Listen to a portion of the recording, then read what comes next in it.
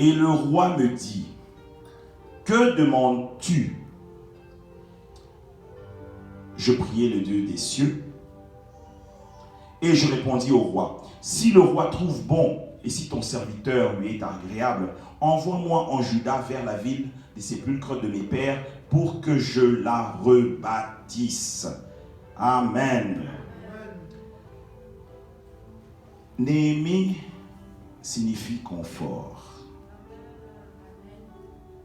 Dans le chemin de reconstitution, dans notre chemin d'appelé, à un moment, avons-nous besoin d'être reconfortés matériellement? Parce que c'est de ça que nous vivons. Amen.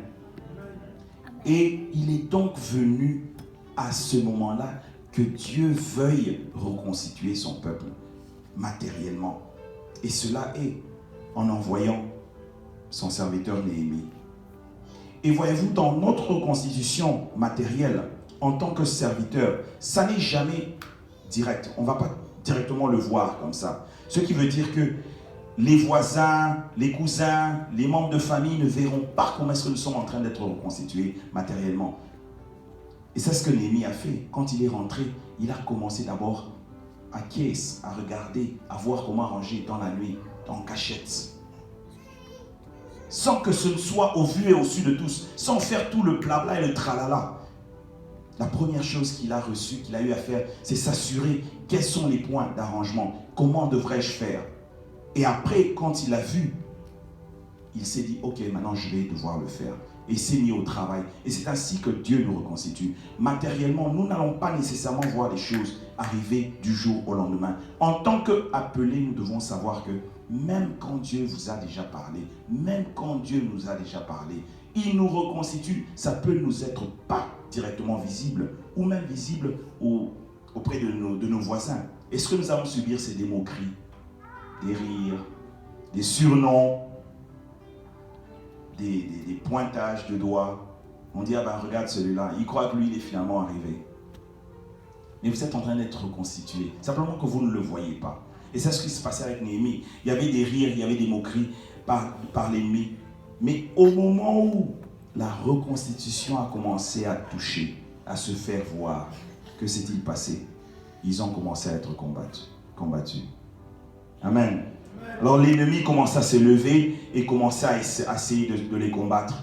D'abord l'ennemi de l'extérieur, parce que celui-là, lui, il veut carrément pas que vous ne puissiez avancer. Mais il y a aussi l'ennemi de l'esprit, l'ennemi, celui que nous appelons l'ennemi, le diable. Ce qu'il a fait, lui, c'est commencer à s'attaquer à l'intérieur. Greed. Les gens commencent à devenir avares, les gens commencent à aimer l'argent. Alors que donc le peuple que lui est venu aider à reconstruire était celui qui a commencé aussi à le combattre. Parce qu'il y avait l'avarice qui commençait à grandir en eux. Et donc il arrive des fois qu'en tant qu'appelé, même pendant qu'on est en train de recevoir son chemin et qu'on commence un peu à se perdre, surtout quand ça commence un peu à luire, disons. On commence à voir, on a peut-être une meilleure voiture maintenant, on a une meilleure maison. Et puis soudainement, on commence à penser, de quoi j'ai pas besoin d'autre chose. Et ça commence un peu à vous tirer vers le bas. Alors en tant qu'appelés, nous devons savoir que tout cela est un voyage. C'est un voyage complet. On part du social, du spirituel et du matériel, faisant partie d'un paquet complet. On ne peut pas se détacher parce qu'on en est arrivé là. Parce que cela, rappelons-nous, cela n'est pas pour nous. Quand nous sommes appelés, nous ne sommes pas appelés pour nous-mêmes, mais pour une multitude. Amen. Parce que voici ce qui se passe quand on est appelé et qu'on commence à oublier. Il se passe 400 ans. 400 ans de silence. Rien ne se passe. Et Dieu ne nous parle pas. Et non seulement on rate le message, mais on rate le messager. Amen. Alors je vais nous exhorter afin que nous puissions nous rappeler que parce que nous sommes appelés, parce que nous devons marcher selon sa voie, le message est clair. Ceci n'est pas pour nous. Ceci est volontaire, mais faisons le pas. Amen. Que Dieu vous bénisse.